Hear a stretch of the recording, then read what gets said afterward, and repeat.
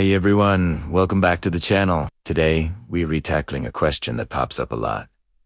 Where in the world is the fuel pump located on my car? It's one of those parts you don't think about until it fails, and then you're stuck wondering where to even start looking. Well, in most modern cars, the fuel pump is actually located inside the fuel tank itself. This might sound complicated, but it's done for a reason. The gasoline helps cool the pump motor and keeps it from overheating.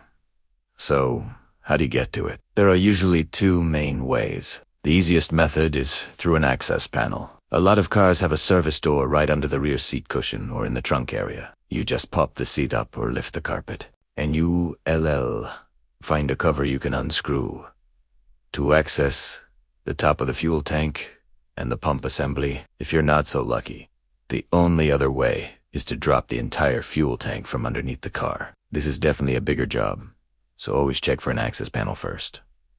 Hope this quick tip helps you out. If you found this useful, give us a thumbs up and subscribe for more car care advice. Thanks for watching.